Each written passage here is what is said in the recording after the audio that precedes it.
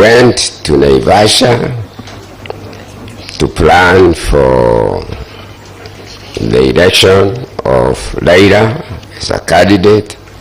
Again, remember, it is Uhuru against RAILA, and I'm campaigning for RAILA. And at Naivasha, I tried to explain that the register that is going to be used has fake voters, but RAILA was so impatient, he stopped me from explaining. But these 4 commissioners that will resign in the end or were fired, they came to my house and I showed them how the register is not true. But that's how, obviously, again, and you remember MSANDO, that's how the votes have been put in. And now I come to 2022 election, whereby I try to convince RAILA that the voter register that is going to be used is not proper. They should give it to us, even if we are going to be his agents and organize the agents. He didn't think so, and because of the handshake with Uhuru, he thought it is a free flow.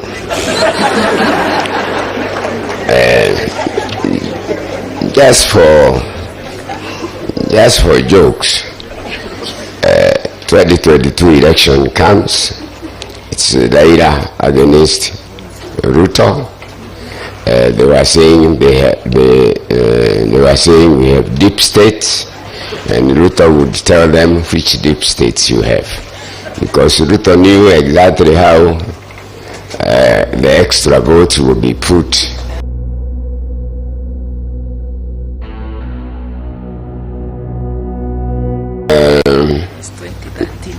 It's 2012. Oh, 2012. Is it 2012? 2012. No, the one that Kibaki won. 207 against 207. Kibaki won, and we had data, complete data, that it's RAILA who had won the election. I know some people will run away here, but let them run away, because we agreed with the Getahi. I'm speaking to the soul of Getahi. Here is only the body. And we had agreed whoever dies first will reveal this information for the country. So that's why I'm doing it. Our data was showing RAILA had won with 1.8 million votes, and I was picked from my house at night, and all the returning officers from Mount Kenya region were held somewhere, and their return forms taken. And I was taken to my office. I found some people, I'm not going to mention their names, and we changed all those figures, and Kibaki won the election against him. I'm not going to mention about 2013 election, which again was Uhuru, or 2012 to 2013. Again, I campaigned for RAILA, and Royal Media had already started then, and Inoro TV and Citizen TV were switched off in the whole of Mount Kenya region, but that could not make me change my belief in RAILA, because RAILA was left to me by his father. Then we came to the election of 2022. I'm going, 2017, before 2022. In the election of 2017, it was RAILA against Uhuru and Ruto at that time, the current president. We learned that the register had been changed. You keep on pressing me, I won't stop. The register has been changed for voters. When you are registered a voter, you have your fingerprint, you have your photograph, and you have full names. That some names, they have taken some IDs from the death register. They have the names, but they don't have a photograph. That's how RAILA got beaten but remember, Malaga codified discrepancies and drew away the election. And RAILA said he's not going to repeat the election with the IEBC being not changed. So obviously it was Uhuru and Ruto. They won the second round, the repeat, easily. Then I want to mention, because all this is in our records, about the election of 2022.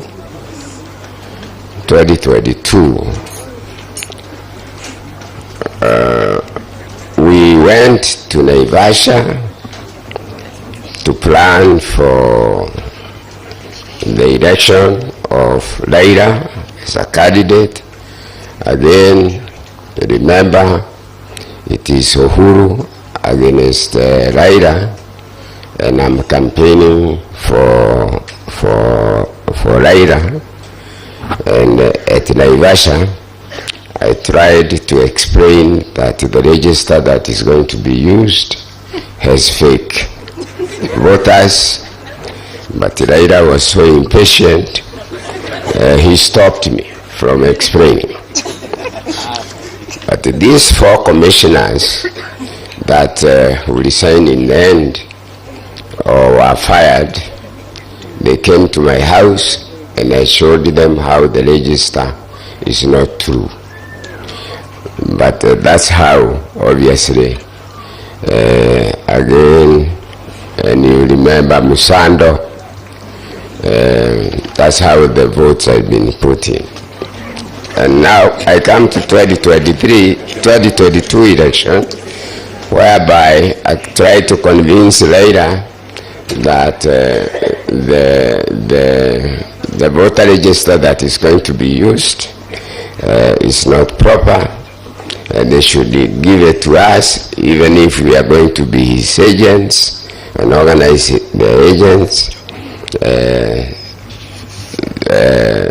He didn't think so, and because of the handshake with the Uhuru, he thought it is a free flow.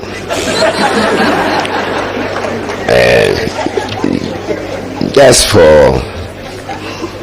for jokes, 2022 election comes.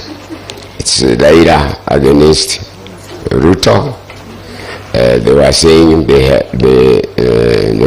we have deep states, and Ruto would tell them which deep states you have, because Ruto knew exactly how the extra votes will be put